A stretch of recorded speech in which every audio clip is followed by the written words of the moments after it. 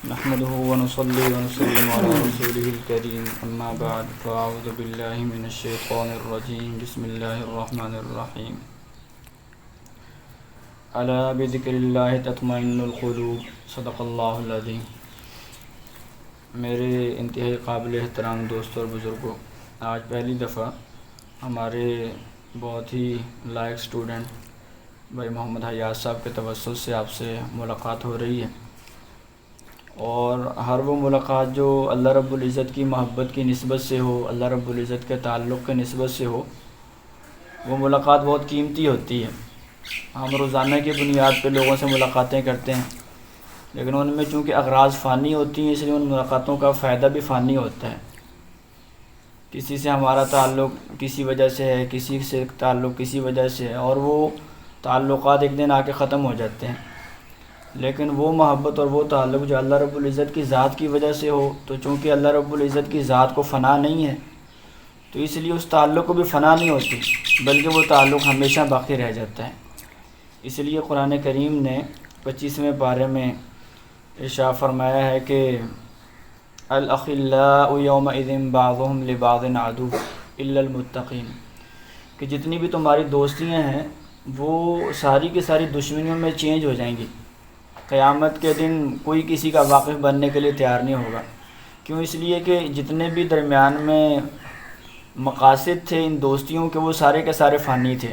وہ مقاصد ختم ہو گئے، دوستیاں ختم ہو گئیں کہ اس سے میرا فلاں کام نکل آئے گا، اس سے تعلق بنا لو فلاں کام نکل آئے گا، دنیا ختم، سارے تعلقات ختم ہو گئے۔ لیکن کچھ دوستیاں وہ تھیں جو کہ اللہ والوں کے ساتھ تھیں، متقی لوگوں کے ساتھ تھیں، کہ ان کے ساتھ ملنے کی وجہ سے مجھے اللہ مل جائے، اللہ کا پیار مل جائے، اللہ کی محبت مل جائے، اللہ کا تعلق مل جائے، مجھے تقوی حاصل ہو جائے۔ یہ دوستیاں قیامت کے دن بھی کام آئیں گی۔ اللہ تعالیٰ نے خود استثناء فرمایا الا المتقین، سوائے متقی لوگوں کی دوستیوں کے، کہ وہ قیامت کے دن بھی کام آئے گی۔ جو اللہ کے پیارے ہوں گے وہ اپنے پیاروں کو، اپنے چاہنے والوں کو قیامت کے دن بھی ڈھونڈ ڈھونڈ کے اللہ تعالیٰ کی بارگاہ میں سفارش کے لیے حاضر کریں گے کہ یا اللہ ان کی بخشش فرما دیجیے، ان کی بخشش فرما دیجیے۔ سفارش کر سکیں گے، یہ نہیں ہے کہ حکومت نہیں ہوگی، حکومت صرف اللہ کی ہوگی۔ بعض پھر اس میں غلو کرتے ہیں کہ جناب بس وہ تو ہمیں ایسے دھکے سے پکڑ کے ایسے چھڑا کے اللہ تعالیٰ کی ذات سے زبردستی جنت کے اندر ڈال دیں گے۔ ایسا کچھ نہیں۔ اللہ تعالیٰ کی ذات کے مقابلے میں کسی کا زور نہیں چلتا۔ وہ تنہا بادشاہ ہے، وہ جس کی چاہے گا سفارش قبول فرما لے گا، جس کی چاہیں گے سفارش قبول نہیں فرمائیں گے۔ تو بہرحال میرے عزیز دوستو، یہ اللہ تعالیٰ کی محبت کی وجہ سے جو تعلقات ہیں ان کی بہت زیادہ قدر کرنی چاہیے، اور ایسے تعلقات بنانے چاہیے جو دنیا میں کسی اور غرض سے نہ ہوں، صرف اس لیے ہوں کہ مجھے ان سے اللہ کا پیار مل جائے۔ جب بھی کسی اللہ والے کے مجلس میں جائیں، کئی لوگ اللہ والوں کے پاس جاتے ہیں اور درمیان میں فانی اغراض ہوتی ہیں، نہ ان سے تعویذ لیں گے فلاں کام ہو جائے گا، ان سے دم کروا لیں گے فلاں کام ہو جائے گا۔ یہ جو کام ہو جائیں گے ان کا سوچ کے جانا، چونکہ وہ کام فانی ہے، تو اس جانے کا خاطر خواہ فائدہ نہیں ہوتا۔ اس نیت سے جائیں کہ ہم ان کے پاس جائیں گے، ہمیں اللہ کا تعلق مل جائے گا، اللہ کی محبت اور پیار مل جائے گا، باقی سارے کام خود بخود ہی ہو جائیں گے۔ جب اللہ کی ذات مل جائے گی تو سارے کام ہو جائیں گے۔ بہرحال یہ جو آیت مبارکہ آپ حضرات کے سامنے تلاوت کی ہے، اس میں اللہ تعالیٰ نے ہمیں سکون سے رہنے کا طریقہ بیان فرمایا ہے۔ آج ہر انسان سکون کا متلاشی ہے۔ آج جس انسان سے پوچھ کے دیکھ لیں، چاہے وہ بچہ ہے، نوجوان ہے، بوڑھا ہے، وہ ایک ہی چیز کا متمنی ہے کہ یا مجھے سکون نصیب ہو جائے۔ اور یہ سکون ایسی چیز ہے کہ آج کل اتنی مہنگی ہو گئی ہے کہ یہ ڈھونڈنے سے، تلاش کرنے سے ملتی نہیں ہے۔ بچے کو دیکھیں وہ پریشان ہے، نوجوان کو دیکھیں وہ پریشان ہے، بوڑھے کو دیکھیں وہ پریشان ہے، سکون کسی کو بھی نہیں ہے۔ وجہ اس کی کیا ہے کہ ہم نے سکون جن چیزوں میں سمجھا ان چیزوں میں سکون تھا نہیں۔ ہم اصل میں ریسرچ غلط کر بیٹھے۔ ہم نے یہ سمجھا کہ اگر میری 17 اسکیل میں 18 اسکیل میں جاب ہو جائے نا تو جناب زندگی پرسکون ہو جائے گی۔ وہ پتہ تب چلا جب 18 اسکیل میں کیا بلکہ 20ویں اسکیل میں جاب ہوگی، سکون پھر نہیں ملا۔ دوسرا آدمی نکلا، اس نے سوچا کہ یار اگر میرا اچھا کاروبار ہو جائے، شہر میں سب سے بڑی میری دکان ہو نا، تو پھر میری سکون سے زندگی گزرے گی۔ وہ پتہ یہ چلا جن کی اس سے بڑی دکانیں وہ بیچارے بے سکون پھر رہے ہیں۔ تیسرا نکلا، اس نے کہا جناب اگر میری ایجوکیشن بہت ہائی لیول کی ہو جائے، میں پی ایچ ڈی کر لوں، پوسٹ پی ایچ ڈی کر لوں، تو پھر جناب مجھے سکون ہی سکون ہوگا، اطمینان ہوگا، میں بہت بڑا ڈاکٹر بن جاؤں تو جناب سارے لوگ میرے آگے پیچھے ہوں گے۔ میرے عزیز دوستو، ان چیزوں میں سے کسی کے اندر بھی سکون نہیں ہے۔ اللہ تعالیٰ نے قرآن کریم میں واضح الفاظ میں ارشاد فرمایا، الا بذکر اللہ تطمئن القلوب۔ اللہ کا معنی کہ تم کان کھول کر سن لو، خبردار، جیسے کسی بندے کو متنبہ کرنا ہو۔ بذکر اللہ، اللہ کے ذکر کے اندر ہی بذکر اللہ تطمئن القلوب، دلوں کو سکون ملے گا۔ اب یہاں پر اللہ تعالیٰ نے بذکر اللہ جو کہ متعلق ہے تطمئنو کا، اس کو مقدم فرمایا ہے۔ اور جو احباب عربی گرامر کو سمجھتے ہیں انہیں علم ہوگا کہ اگر فعل کے متعلقات میں سے کسی کو فعل سے پہلے لے آئیں، ورب سے پہلے لے آئیں، جبکہ اکثر چیزیں عربی کے اندر ورب کے بعد آتی ہیں، سبجیکٹ بھی بعد میں آتا ہے، آبجیکٹ بعد میں آتا ہے، جتنے متعلقات ہوتے ہیں بعد میں آتے ہیں، لیکن اگر اس کو ورب سے پہلے لے آئیں تو اس کا فائدہ حصر کا ہوتا ہے، یعنی اگر آپ بعد والی چیز حاصل کرنا چاہتے ہیں تو بس اسی کے اندر ملنی ہے۔ تو اللہ فرمانا یہ چاہتے ہیں کہ اگر دلوں کو سکون چاہیے تو وہ اللہ کے ذکر میں ہی ملے گا، اللہ کے ذکر کے علاوہ کسی چیز کے اندر نہیں ملے گا۔ جتنا جو آدمی اللہ رب العزت کی ذات کے اندر ڈوبا ہوا ہوگا، اللہ کے ذکر کے اندر ڈوبا ہوا ہوگا، اللہ کی یاد کے اندر مستغرق رہتا ہوگا، اس کی ذات کو اتنا ہی سکون حاصل ہوگا۔ میرے شیخ و مرشد شیخ العرب والعجم حضرت مولانا شاہ جلیل احمد اخون صاحب دامت برکاتہم فرماتے ہیں کہ اس آیت کے اندر بذکر اللہ میں با فی کے معنی میں ہے، یعنی اللہ تعالیٰ کی ذات کے ذکر میں ڈوب جانے کے اندر جو ہے وہ سکون ہے۔ اگر سرسری سا ایک بندہ ذکر کرتا ہے، تھوڑی سی تسبیح پڑھی لا الہ الا اللہ لا الہ الا اللہ لا الہ الا اللہ، تو جب آدمی کو کمزوری بہت زیادہ ہو جائے تو پھر وہ ہلکے پھلکے کھانا کھانے سے اس کی کمزوری دور نہیں ہوتی اور اس کی طبیعت کو سکون نہیں آتا۔ کمزوری ویکنس بہت زیادہ ہے کہ بندے کو شوگر ہے اور وہ یہ چاہے کہ جناب میں آدھی روٹی کھا لوں اور ساتھ میں فروٹ استعمال نہ کروں، سلاد استعمال نہ کروں، باقی چیزیں استعمال نہ کروں اور میرا جسم فٹ رہے، سکون سے رہوں، ایسا نہیں ہوگا۔ آج ہمارے اندر چونکہ روحیں ہماری بہت کمزور ہو چکی ہیں معاشرے کی وجہ سے، گناہوں کی کثرت کی وجہ سے، تو ایسے میں ذکر کی کثرت سے سکون ملے گا۔ ہمارے حضرت شیخ دامت برکاتہم اس کی مثال یہ دیتے ہیں کہ اگر مچھلی یہ چاہے کہ میں پانی سے کچھ باہر رہوں اور کچھ اندر رہوں، آدھا پانی سے باہر رہوں اور دنیا کی رنگینیاں دیکھوں اور باقی جسم میرا پانی کے اندر رہے اور میں سکون سے رہ جاؤں، ایسا کبھی نہیں ہوگا۔ جتنا اس کا جسم پانی سے باہر ہوگا اتنا اس کا جسم بے چین ہوگا، اس کے اوپر جب سورج کی تپش پڑے گی تو اس کا وہ جسم بے چین ہو جائے گا اور اس جسم کی بے چینی کی وجہ سے باقی حصہ جو پانی کے اندر ہے وہ بھی بے چین ہوگا، اس کو بھی سکون نہیں ہوگا۔ اسی طریقے سے جو انسان کچھ لمحات اللہ تعالیٰ کی ذات سے غفلت میں گزارتا ہے تو اس کے ان لمحات کی وجہ سے اس کی روح کو بے سکونی ملتی ہے۔ اب بقیہ وہ اوقات جو اس نے ذکر اللہ میں گزارے ہوتے ہیں ان کے اوپر بھی اس کا اثر پڑتا ہے۔ تو اس لیے ایک مرد مومن کو چاہیے کہ وہ ہر لمحے اللہ رب العزت کی ذات کے ذکر کے اندر مستغرق رہے، دل اللہ تعالیٰ کی ذات کی طرف متوجہ رکھے، ہاتھ سے سارے کام کرتے رہیں، کاروبار بھی کریں، ملازمت بھی کریں، دنیا کے جتنے بھی جائز کام ہیں وہ سارے کے سارے کرنے چاہیے۔ ظاہر بات ہے کہ دنیا کے سارے کا سارا نظام ہم نہیں چلانا ہے، جنات نے یا فرشتوں نے تو آ کے نہیں چلانا، یہ کاروبار ہیں، انسانوں کی ضروریات میں ان کے کام آنا ہے، چیزیں مہیا کرنا ہے، وہ سارے کام ہم نہیں کرنے ہیں، لیکن ان سب کاموں میں رہتے ہوئے ہمارا دل مولا کی ذات کی طرف متوجہ ہو۔ حضرت اماں عائشہ صدیقہ رضی اللہ تعالیٰ عنہ فرماتی ہیں، جو کہ صحیح بخاری کے اندر حدیث مبارکہ ہے، کان یذکر رسول اللہ صلی اللہ علیہ وسلم دائما، کہ رسول اللہ صلی اللہ علیہ وسلم ہمیشہ اللہ رب العزت کے ذکر کے اندر مشغول رہتے تھے، کوئی لمحہ بھی ایسا نہیں گزرتا تھا کہ حضور صلی اللہ علیہ وسلم اللہ تعالیٰ کے ذکر سے غافل ہوئے ہوں۔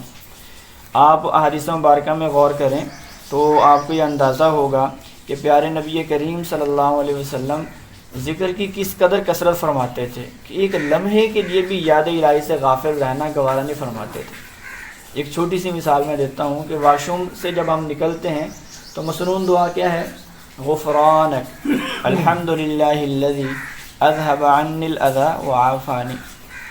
محدثین نے یہاں پر سوال کیا ہے کہ یہاں پر آپ صلی اللہ علیہ وسلم جو غفرانک پڑھ رہے ہیں کہ یا اللہ میں آپ سے معافی چاہتا ہوں، معافی کس چیز سے مانگ رہے ہیں؟ حالانکہ کوئی گناہ کا کام تو نہیں کیا، نہ کوئی ایسا کام ہوا جو کہ خلاف اولا ہو، تو آپ معافی کس لیے مانگ رہے ہیں؟ واش روم جانا تو ہر انسان کی ضرورت ہے. تو محدثین نے لکھا ہے کہ دراصل یہاں پر جو معافی مانگی جا رہی ہے اور امت کو درس دیا جا رہا ہے کہ یہاں پر جب تم واش روم سے باہر نکلو تو اللہ تعالیٰ کی ذات سے معافی مانگو. وہ معافی اس بات کے اوپر ہے کہ تھوڑی دیر ہماری زبان ذکر اللہ سے خالی رہی ہے, تھوڑی دیر ہماری زبان ذکر اللہ سے خاموش رہی ہے, کیونکہ وہاں پر ذکر کرنا ویسے منع ہے. اب ایک جگہ اللہ تعالیٰ کا ذکر کرنا ویسے منع ہے, لیکن عاشق کا کام کیا ہے کہ پھر بھی چونکہ آخر اللہ تعالیٰ کی ذات سے اس کی زبان تھوڑی دیر غافل تو رہی ہے, تو اس تھوڑی سی غفلت کی وجہ سے اس کو چاہیے کہ باہر نکلتے فوراً استغفار پڑھے, یا اللہ یہ اتنی دیر میری زبان آپ کے ذکر سے بند رہی تو اس کے اوپر میں معافی چاہتا ہوں. آخری ایک حدیث مبارک عرض کر کے بات ختم کرتا ہوں. ایک صحابی نے عرض کیا کہ اے اللہ کے پیارے حبیب, اسلام کے احکامات تو بہت زیادہ ہو چکے ہیں, مجھے کوئی ایسا حکم, کوئی ایسی نصیحت فرما دیجیے جس کو میں پلے باندھ لوں اور ہر وقت اس کے اوپر عمل کر سکوں. تو پیارے نبی کریم صلی اللہ علیہ وسلم نے ان کو ارشاد فرمایا کہ لا یزال لسانک رطبا من ذکر اللہ, کہ آپ کی زبان ہمیشہ اللہ رب العزت کے ذکر سے تر رہنی چاہیے. تو آج میرے عزیز دوستو یہ نصیحت ہمارے لیے بھی ہے, ہمیں بھی چاہیے کہ ہماری زبان اللہ تعالیٰ کے ذکر سے ایک لمحے کے لیے بھی خاموش نہ ہو, اور دل ایک لمحے کے لیے مولا کی ذات سے غافل نہ ہو. آج ہمارے دل چونکہ اللہ رب العزت کی ذات سے غافل ہیں, اس لیے میرے عزیز دوستو سکون نہیں ہے. باہر تو چلو غفلت میں ہمارے دل رہتے ہیں, سو رہتے ہیں, نمازوں کے اندر بھی دلوں کا اللہ تعالیٰ کی یاد سے غافل رہنا یہ انتہائی افسوسناک مقام ہے. نمازوں کے اندر تو کم از کم بندے کی یہ کیفیت ہونی چاہیے کہ اس کو مولا کی ذات کے علاوہ کسی چیز کا خیال ہی نہ ہے. ورنہ آج کل ہم اپنی صورتحال دیکھ لیں, وہ ہمارے سامنے ہے. وہی جو قیامت کی نشانیاں بیان کی گئیں ان میں سے ایک نشانی یہ بھی ہے, حدیث مبارک کا مفہوم ہے کہ بھری مسجد میں کوئی ایک بندہ بھی ایسا نہیں ہوگا جو خشوع خضوع سے نماز پڑھنے والا ہو, توجہ اللہ کے ساتھ, توجہ مع اللہ کے ساتھ نماز پڑھنے والا ہو. آج ہماری نمازیں اللہ رب العزت کی ذات کے دھیان والی بن جائیں, اس کے لیے خوب محنت کی ضرورت ہے. تو اس کے لیے ذکر اللہ کی کثرت کی جائے اور ذاکرین کی صحبت اختیار کی جائے, اللہ والوں کی صحبت اختیار کی جائے جہاں ہر وقت اللہ تعالیٰ کی ذات کا ذکر ہوتا ہو, اللہ تعالیٰ کی ذات کے تذکرے ہوتے ہوں. تو اس کی برکت سے انشاءاللہ ہمارا دل اور ہماری زبان بھی اللہ تعالیٰ کے ذکر کے اندر مشغول ہو جائیں گے. اللہ تعالیٰ کی بارگاہ میں التجا ہے کہ اللہ تعالیٰ مجھے بھی آپ سب احباب کو ہر وقت اپنی یاد میں مستغرق رہنے کی توفیق عطا فرمائیں, ہر وقت اپنی یاد نصیب فرمائیں. وما علینا الا البلاغ المبین. الحمدللہ رب العالمین. اللہم صلی علی سیدنا مولانا محمد وعلی آل سیدنا ومولانا محمد وبارک وسلم وصلی علیہ. ربنا آتنا فی الدنیا حسنہ وفی الآخرۃ حسنۃ وقنا عذاب النار. ربنا ظلمنا انفسنا وان لم تغفر لنا وترحمنا لنكونن من الخاسرين. اللهم اجعل حبك احب الي من نفسي واهلي من الماء البارد. اللهم اجعل حبك وحب من يحبك وحب من يبلغنا الى حبك. کوئی تجھ سے کوئی کچھ مانگتا ہے, الہی میں تجھ سے طلبگار تیرا. یا اللہ ہم سب کو اپنی محبت نصیب فرما, یا اللہ اپنی معرفت نصیب فرما, یا اللہ اپنی پہچان نصیب فرما. اپنی ذات سے یا اللہ ہماری دوستی فرما دیجیے, یا اللہ اپنا تعلق خاص نصیب فرما دیجیے. ہمارے دلوں کو یا اللہ اپنے ذکر کے ساتھ سکون اور اطمینان نصیب فرما. یا اللہ ایک لمحہ بھی آپ کی ذات سے ہمیں غافل نہ فرما, ہر لمحہ آپ کی ذات کے ساتھ ہمیں جڑے رہنے کی توفیق نصیب فرما. دنیا آخرت کی ساری بھلائیاں, ساری خیر نصیب فرما. دنیا آخرت کی تمام پریشانیوں سے, ذلتوں سے یا اللہ ہماری حفاظت فرما. پیارے نبی کریم صلی اللہ علیہ وسلم کی کامل محبت, کامل اطاعت نصیب فرما. آپ کے پیاروں کی یا اللہ کامل محبت, کامل اطاعت نصیب فرما. یا اللہ جو کچھ کہا سنا مجھے بھی اور سب احباب کو یا اللہ عمل کی توفیق نصیب فرما. قرآن کریم کو یا اللہ ہر وقت اپنے سینے سے لگانے کی توفیق عطا فرما. روزانہ قرآن کریم کی تلاوت کرنے اور زیادہ سے زیادہ یا اللہ ذکر اللہ کی ہمیں کثرت کرنے کی توفیق نصیب فرما. یا اللہ ہمارے والدین, اساتذہ, ہمارے مشائخ اور یا اللہ تمام اپنے پیاروں, تمام امت مسلمہ کی خیر فرما. بالخصوص فلسطین کے مسلمانوں کی خیر فرما.